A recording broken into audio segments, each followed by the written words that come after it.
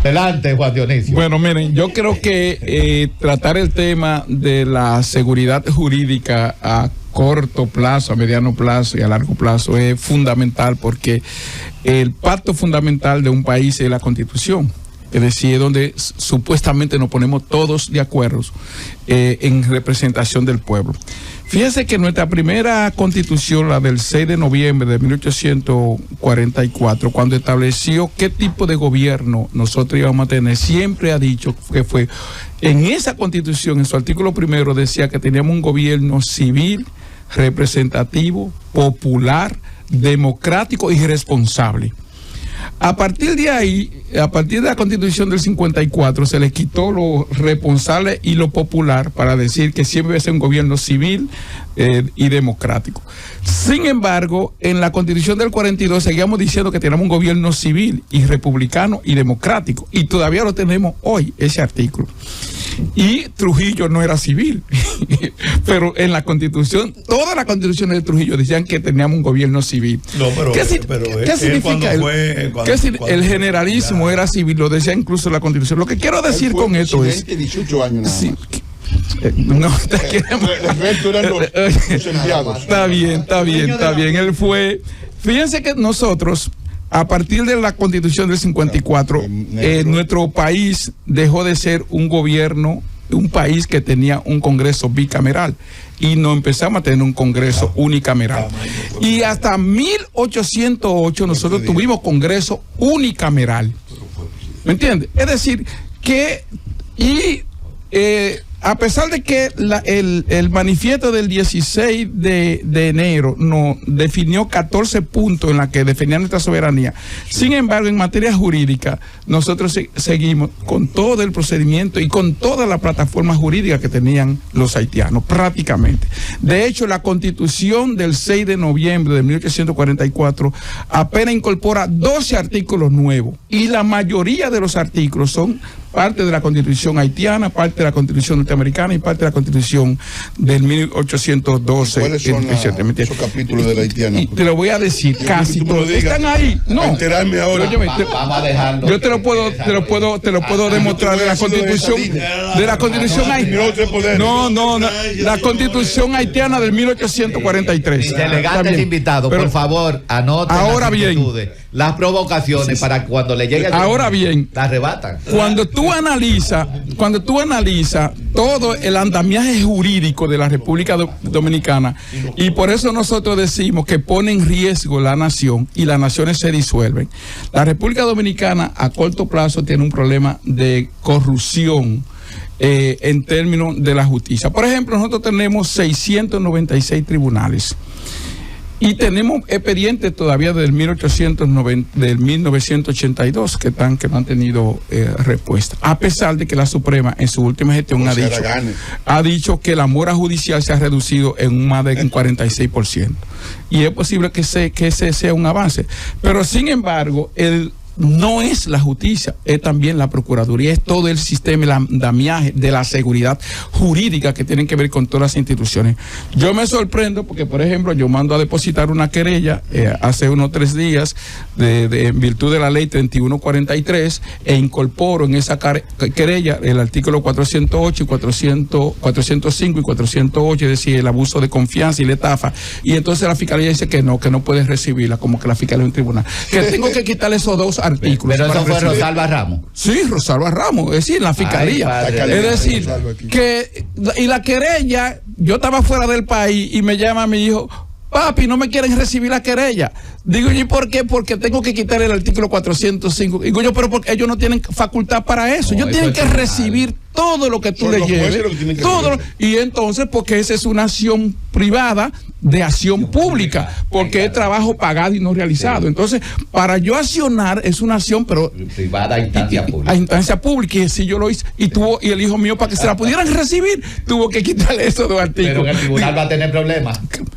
Claro. Si no incoate dentro de la querella, sí, ese artículo. Que precisamente porque cuando viene a ver es parte de toda una mafia que hay, y porque en este país, y hay que decirlo con toda claridad, te crean dificultades para venderte facilidades. Entonces ese es un tema, ¿me entiendes? Entonces yo creo que a corto plazo, el tema del sistema y la estructura, nosotros tenemos que resolver el tema de la transparencia y el tema de la institucionalidad del Estado y la falla del ejercicio ético de la administración pública. Pero a lo largo plazo, nosotros tenemos, o a mediano plazo, nosotros tenemos que resolver el tema de la inestabilidad en el ejercicio público. Porque nosotros hemos ido involucionando en términos de democracia. Nosotros tenemos más democracia en el siglo XIX que ahora, según las leyes, ¿no?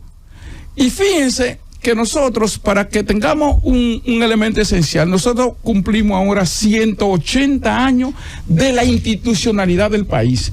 Tuvimos la Constitución del 1944, pero toda la endamiaje jurídico se inició a partir de 1845, cuando se hizo elecciones en febrero de 1845, se eligió el tribunado y el Consejo Conservador, y ahí empezaron a salir las primeras leyes que nosotros tenemos, como la ley electoral, la ley de la administración pública, la ley de la Cámara de Cuentas, la ley que rige todas las instituciones y las leyes municipales y electorales, que fueron de las primeras leyes que nosotros tuvimos. Ahora bien, ¿qué ha pasado? Yo creo que en la República Dominicana tenemos un tema de que a largo plazo nos va a afectar. Es cierto que nosotros tenemos una democracia muy difícil. Nosotros tenemos 180 años de institucionalidad, y tú dices que 148 años de eso han sido dirigidos por 9 personas, más 20 de inestabilidad política. Y apenas nos quedan 22 años de esos 180, que podemos decir que ha habido una continuidad jurídica. Y siempre se ha tratado de revertir todos los problemas legales para beneficiar grupos particulares. La Constitución del 1872 solamente se modificó para cambiar un concepto. Hasta la Constitución de 1872 decía que para ser presidente de la República tenía que ser dominicano de nacionalidad y origen. Pero como no se sabía dónde había nacido Lili, entonces se le quitó ser dominicano. Nada más. Y se modificó la Constitución del 1872 para decir soy dominicano, nada más. Y entonces para que Lili pueda. Y después. Que era una espada de la restauración. Sí, que era una espada de la restauración, obviamente. No cualquier espada. Pero y hay que decir también que fueron uno de los procesos de mayor estabilidad política después de que se derrocó a Báez, que quería Nesano a Estados Unidos. Y entonces nosotros, que hemos tenido 4 repúblicas, es decir, la primera república murió fruto de la anexión a España, la segunda república murió fruto de la intervención norteamericana, la tercera república murió fruto de otra intervención norteamericana, a pesar de que Manuel dice de que tenemos que seguir ahí. Y estamos en la cuarta república, que siempre nos ha generado dificultades por intervenciones norteamericanas. Es decir, el tema de la justicia en la República Dominicana también tiene que ver con la dependencia que nosotros tenemos. Yo puedo decirlo, Pelegrín puede decirlo porque estuvo en el Congreso, no hay una ley importante, y lo voy a decir con responsabilidad importante aquí, que no la miren los norteamericanos, no lo miren los grandes empresarios, y entonces si ellos están de acuerdo, entonces se puede decidir o se puede aprobar. Entonces, en ese marco, nosotros necesitamos, para revertir esas amenazas, nosotros tenemos que ir a defender la nación, a que los dominicanos y las dominicanas podamos definir con claridad un proyecto de nación que no hay, que debe de ser en los procedimientos que tiene los 3 grandes principios que establece del artículo 1 hasta el artículo 74 sobre los derechos fundamentales, a partir del artículo 75 que tiene que ver con todas las instituciones para la aplicación de esos derechos fundamentales, y el tercer principio grande de la Constitución, atención siriaco, que empieza en el artículo 217, tiene que ver con el régimen económico, que tiene que ver con toda la estructura económica de la República Dominicana como propuesta de distribución de riqueza y de facilitar a los ciudadanos. Y concluyo con un tema que es esencial. El poder legislativo siempre ha estado en el último lugar en el rango constitucional. Siempre ha estado en el último lugar. El poder legislativo siempre ha estado en primero, y es el que menos funciona. y el que más dependencia del Poder Ejecutivo ha tenido, porque el Poder Ejecutivo le ha ganado siempre la hegemonía al Poder Legislativo. Y finalmente el Poder Judicial, que incluye también la Procuraduría General de la República o las instrucciones públicas, que tiene necesariamente que, para nosotros revertir esta situación, tiene además que fundamentarse en el ejercicio y la aplicación de la ley, porque no tiene sentido que nosotros tengamos una constitución, que nosotros tengamos leyes que no se cumplen. Eso debilita la democracia, eso crea inestabilidad política, eso crea inestabilidad jurídica y eso crea que los ciudadanos no se sientan protegidos. Y no solamente que no se sientan protegidos, que no tengan por qué cumplir. Porque si no se cumple la ley, ¿por qué yo tengo que cumplir? Porque por eso los motoristas, todo el mundo hace lo que le da gana. Una fiscal se toma el derecho de recibir o no una querella. Tú entras a un hospital y lo primero que te dice el guardia, tú no vas a entrar. ¿Por qué? Porque él se siente con el derecho de pararte sin importar, porque ahí siente un chin de poder, pero ese poder tiene necesariamente que estar en función de los intereses de la nación dominicana.